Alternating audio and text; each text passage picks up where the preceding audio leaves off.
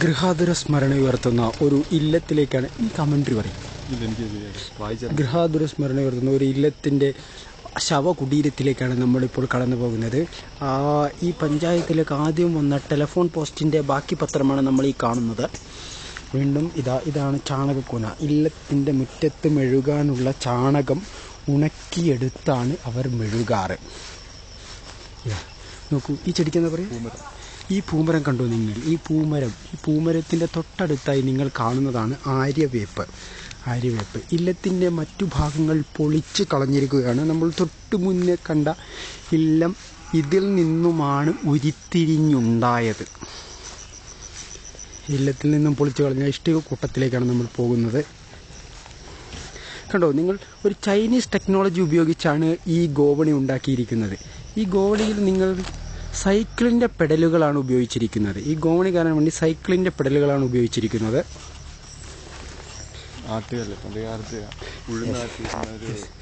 ഉഴുന്നാട്ടിയിരുന്ന ആട്ടുകല്ലാണ് നിങ്ങൾ കാണാൻ പോകുന്നത്. നൂറ്റാണ്ടുകൾ പഴക്കമുള്ള ഈ ആട്ടുകല്ല് ഈ ചരിത്ര സ്മാരകം വേണ്ട പോലെ പലരും സംരക്ഷിക്കുന്നില്ല. ഇതിൻ്റെ ഈ ഭാഗങ്ങൾ ഉടഞ്ഞു പോയിട്ടുണ്ട്. ഉടഞ്ഞു പോയ ഭാഗങ്ങളാണ് നിങ്ങൾ കാണുന്നത്. നിങ്ങളിടയ്ക്ക് തൊട്ടാണ് പടിപ്പുരയായിരുന്നു. ഈ കാണുന്നതാണ് ഇല്ലത്തിൻ്റെ പഴയ പടിപ്പുര. ഈ പടിപ്പുരയിൽ നിങ്ങൾക്ക് ശ്രദ്ധിക്കാവുന്നത് പല കാര്യങ്ങളുമുണ്ട്. ഇതാണോ ചാരുകസേര? പഴയകാല ഒരു ചാരുകസേരയാണിത്. ഈ കസേരയ്ക്ക് വളരെയധികം കഥകൾ പറയാനുണ്ട്. അത് ഉപയോഗിച്ചിരുന്ന ബാറ്ററി പെട്ടി. ഇത് കക്കൂസിൻ്റെ ഒരു ബാക്കി പത്രമാണ്. അല്ല, ഇത് ഹീറ്റർ പുതിയ തരം ഹീറ്ററിൻ്റെ ഒരു ബാക്കി പത്രമാണ്. ഈ പടിപ്പുരയിൽ ഇരുന്ന് കുറേ വിദ്യാർത്ഥികൾ പഠിത്തം പഴയ ദൈവസ്മരണകൾ ഉണർത്തുന്ന ഫോട്ടോകൾ പലതും ഇതിലുണ്ട്. ഇതാണ് ഇഷ്ടിക ഉണ്ടാക്കാൻ ഉപയോഗിക്കുന്ന ഇഷ്ടിക. യെസ് ഈ ഇല്ലത്തിൻ്റെ ഇഷ്ടിക ഇവിടെ വെച്ചാണ് വാർത്തുണ്ടാക്കിയത്. ഈ ഇല്ലത്തിന് പുറഞ്ചേരി മന എന്ന് പറയുന്ന ഒരു ഇല്ലമാണിത്. പുറഞ്ചേരി മനയുടെ പടിപ്പുരയാണ്. ഇവിടെയാണ് ദൈവങ്ങളെ പ്രതിഷ്ഠിച്ചിരിക്കുന്നത്. അഹിന്ദുക്കളായിട്ടുള്ള ആരും ഇതിൽ പ്രവേശിക്കാറുണ്ടായിരുന്നില്ല. പക്ഷെ ഇപ്പോൾ കാലം മാറി. അവർ പറയുന്നത് അഹിന്ദുക്കളായിരുന്ന ആരും ഇവിടെ പ്രവേശിക്കാറുണ്ടായിരുന്നില്ല എന്നുള്ളതാണ്. എന്നാൽ ഇപ്പോൾ എല്ലാവർക്കും പ്രതീക്ഷിക്കുന്നത്. ഇവിടെ കണ്ടോ നിങ്ങൾ, ചുവരെഴുത്താണ് നിങ്ങൾ കാണുന്നത്. ചുവരെഴുത്ത് പല ഡിസൈനുകൾ പണ്ട് ആദ്യകാലങ്ങളിൽ കൊത്തിവെച്ച ചുവരെഴുത്തുകളാണ് നിങ്ങൾ ഈ കാണുന്നത്. ഇത് ഇറ്റാലിക് 4 പോലെ ഇരിക്കുന്നു അല്ലേ? 5 പോലെ ഇരിക്കുന്നുണ്ട്. ഇത് 6 പോലെ ഇരിക്കുന്നുണ്ട്. ഇത് 11 എന്ന് വായി 12 പോലെ എല്ലാം തോന്നുന്നുണ്ട്. ഇത് പഴയ എന്നാണ് മൊബൈലിന്റെ പിതാവ് എന്ന് വേണമെങ്കിൽ പറയാം. യെസ് ഇത് അവരുടെ വിനായകൻ അല്ലേ? വിനായക ദൈവം. ഇതാണ് ബഹുമാന്യ ചാരുകസേര. ശ്രമിച്ചിരുന്ന ചാരുകസേരയാണിത്. ഇവിടെ നിന്നാണ് പണ്ട് പെണ്ണുങ്ങൾ മാറി കാണിച്ചിരുന്നത്. കാരണവർക്ക് ഇവിടെ നിന്നാണ് മാറി കാണിച്ചിരുന്നത് അല്ലേ? പൊളിച്ചു കളഞ്ഞ ഇല്ലത്തിൻ്റെ മേൽക്കൂരയിലേക്കാണ് നമ്മളുടെ ക്യാമറ പോകുന്നത്. പൊളിച്ചു കളഞ്ഞ ഇല്ലം. അടുക്കളയിലേക്കുള്ള വഴിയാണ്. പഴയ അടുക്കള. സുഹൃത്തുക്കൾ, പഴയ അടുക്കള, ഗതകാല സ്മൃതികൾ ഉണർത്തുന്ന പഴയ അടുക്കളയാണിത്. ഒരുപാട് മരങ്ങൾ നിങ്ങൾക്കിതിൽ ശ്രദ്ധിക്കാം. ഇതെല്ലാം തേക്കാണെന്ന് തോന്നുന്നു. മണ്ണിൽ കെട്ടിയ കെട്ടാണ്. അതുപോലെ തന്നെ നിൽക്കുന്നുണ്ട്. മൺകട്ട മൺ ചളി ഉപയോഗിച്ചാണ് ഇതെല്ലാം കെട്ടിയിരിക്കുന്നത്. ഇയാളെ പോലെ തിരക്കല്ലോ. സന്തോഷ് ജോർജ് കുളങ്ങര. സഞ്ചാരം പരിപാടിയുമായി ഞങ്ങളെത്തിയത് ചിറക്കമ്പത്ത് ഉള്ള മറ്റൊരു ഇല്ലത്തിലേക്കാണ്. ആ ഇല്ലത്തിൻ്റെ അകത്തളത്തിൽ നിങ്ങൾക്ക് കാണാം പഴയ പുരാതന ശിലായുഗത്തിൽ ഉപയോഗിച്ചിരുന്ന മരങ്ങൾ, വാതിലുകൾ എല്ലാം കൂട്ടിയിട്ടിരിക്കുന്നു. പഴയ പുകയില്ലാത്ത അടുപ്പാണിത്. ആലുവ അടുപ്പ് എന്ന് ഇപ്പോഴറിയപ്പെടുന്ന പഴയ പുകയില്ലാത്ത അടുപ്പുകളാണ് നിങ്ങൾ കാണുന്നത്. ഈ അടുപ്പുകളിൽ വളരെ നേരം ചൂട് തങ്ങി നിൽക്കുകയും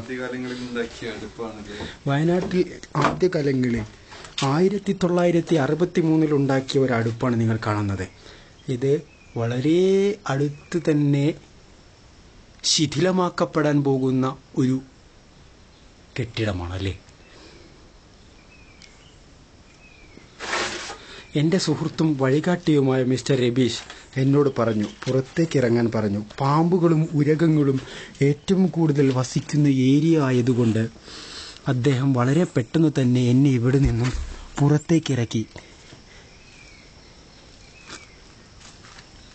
വേണ്ട പച്ചക്കറികൾ സ്വന്തം ചേതിയിൽ തന്നെ, സ്വന്തം മുറ്റത്ത് തന്നെ കൃഷി ചെയ്യുന്ന ഒരു തരത്തിലുള്ള ഇവിടെ നിന്ന് കീഴ്ജാതിക്കാർക്ക് ഭക്ഷണം കൊടുത്തിരുന്നു.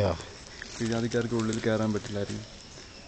ഒരുപാട് പ്രേതങ്ങളെ തളച്ചിരിക്കുന്ന വളർന്നു പന്തലിച്ച ഒരു പുളിമരമാണ് നിങ്ങൾ കാണുന്നത്.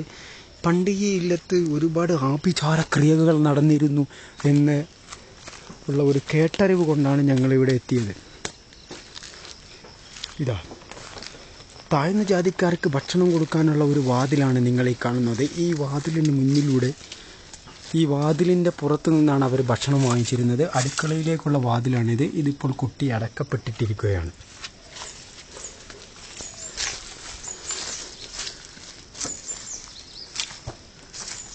അവിടെ നിന്നും ഞങ്ങൾ നേരെ പോയത് ആ മുറ്റത്തിൻ്റെ ഇല്ലത്തിൻ്റെ മുൻഭാഗത്തേക്കായിരുന്നു. മുൻഭാഗത്ത് ഇടിച്ച് നിരത്തിയപ്പെട്ട നിലയിലായിരുന്നു. പഴയ വാതിലുകളും മരങ്ങളും ആട്ടുകല്ലുകളും എല്ലാം ഇവിടെ തന്നെ ഇപ്പോഴും കിടക്കുന്നതായി നമുക്ക് കാണാം. വീണ്ടും നമ്മൾ എത്തിയിരിക്കുന്നത് പടിപ്പുരയുടെ മുന്നിലാണ്.